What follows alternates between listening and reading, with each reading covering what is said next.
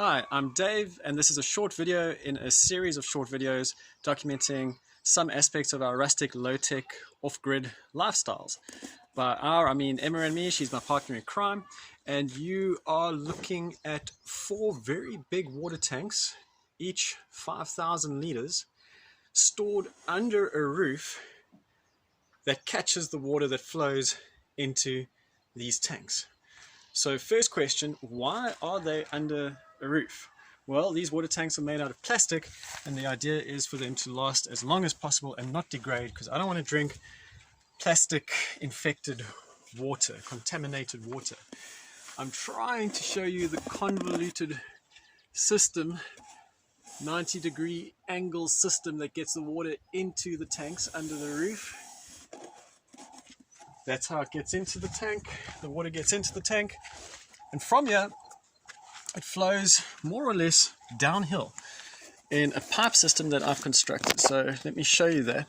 From the tanks, I have dug a pipe underground all the way down to our shed, which some people call a cabin. So we get gravity fed water down to the cabin. Just take a quick look at the size of this roof. It's about 64 square meters. So when it rains heavily, we catch a nice amount of water.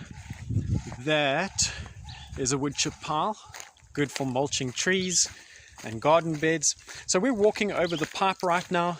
It runs behind this shed, does feed a tap on the way down, but then gives us really nice water pressure coming out this tap.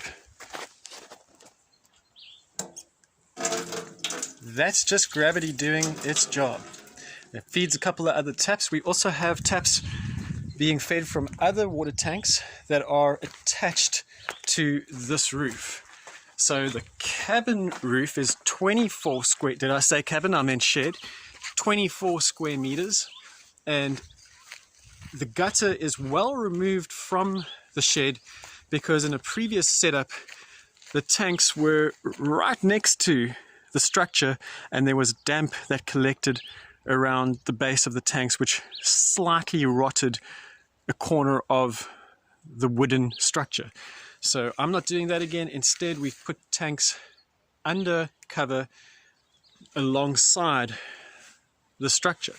So those tanks feed other taps in the area, for example, this little one, and a few others. Now those top water tanks that I showed you, they also feed water tanks that are standalone units. So we use hose pipes, and gravity runs the water through the pipes into 3 other tanks on the property. So overall we have about 30,000 liters worth of storage capacity. Gravity just runs the water, feeds the water into the top of this tank and 2 other tanks on the sides of the plot, which means proximity wise we don't have to walk too far, like from that top big carport structure right down to the bottom of our acre. No, our tanks are quite low and to the sides of the property. So that's how we do off-grid water on our land. It's only an acre big. You'd probably need a bit more depending on what you're doing on a bigger piece of land, but if you use it frugally, for example, we don't shower, we don't have a proper shower. Let me show you how we shower actually. So if you use things frugally, your water goes quite far. This is how we wash.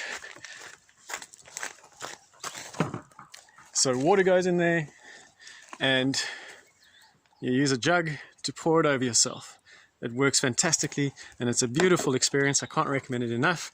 You kind of toughen up by getting cold when it's cold, but when it's nice and warm like this, you really appreciate washing outdoors as well. There is a wash up area in the background there behind those trees. It's a bit messy, so I'm not going to show it to you. What's cool about that wash up area is that it drains out into some plants. So this is the pipe coming out of the wash-up area, and it is feeding water to this fig tree, which has grown massive in about a year and a half or less. Okay, it's not massive, but it was half that size about a year ago.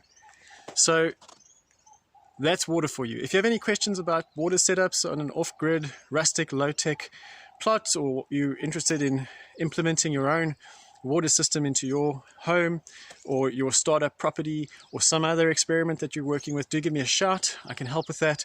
www.perspectiveproject.co.za. That's perspectiveproject.co.za. Ciao for now.